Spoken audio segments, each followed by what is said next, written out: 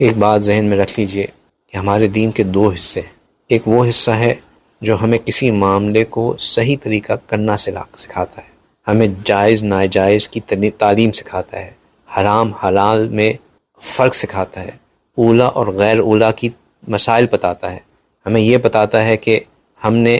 کس طرح چیزوں کو کرنا ہے. لیکن ایک اور طریقہ بھی ہے، ایک اور حصہ بھی ہے ہمارے دین کا، اور وہ سکھاتا ہے کہ اس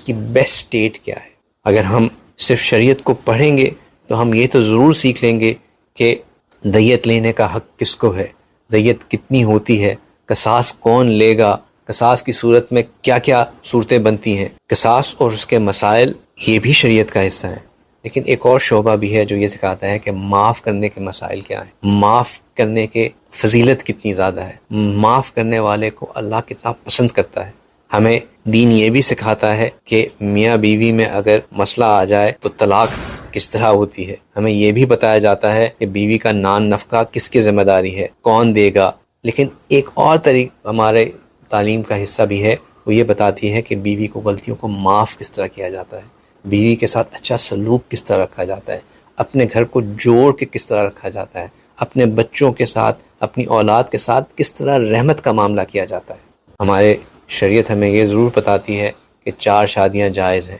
لیکن ایک اور شعبہ ہے، وہ یہ بھی بتاتا ہے کہ ہر بیوی کے ساتھ باقاعدہ اتنا ہی سلوک رکھنا جتنا ایک کے ساتھ ہے، دوسرے کے ساتھ بھی اتنا ہی اس کو برابر کا سلوک رکھنا، اور اس کی فضیلت کتنی زیادہ ہے. اور اس کو نہ مینٹین رکھنے میں، اگر چانوں میں انصاف نہ رکھا گیا تو اس کی وعید کتنے زیادہ ہے. ہم یہ تو ضرور سیکھ لیتے ہیں کہ اگر ہم نے کسی کو پیسے دیے ہوئے ہیں تو مقروض سے قرض کس طرح لینا چاہیے، اس کو محبوس کس طرح کرنا چاہیے، رہن کے مسائل کیا ہیں. لیکن ایک اور شعبہ بھی ہے، وہ ہمیں یہ بتاتا ہے کہ مقروض کے قرض کو کس طرح معاف کیا جائے، اس کو کس طرح مدت دی جائے، اس طرح کس سے نرمی سے بات کی جائے. جہاں ہم نے اپنے شریعت کے اصول و ضوابط کو سیکھنا ہے، وہاں ہم نے اپنے اندر ان خوبیوں کو جو کہ ہمیں نرمی سکھاتی ہیں، صلہ رحمی سکھاتی ہیں، رحم کرنا سکھاتی ہیں، معاف کرنا سکھاتی ہیں، معاف کرنے کے بعد اس سے اچھا عمل کرنا سکھاتی ہیں، وہ بھی سیکھنا ضروری ہے. شریعت کے اصول سیکھنا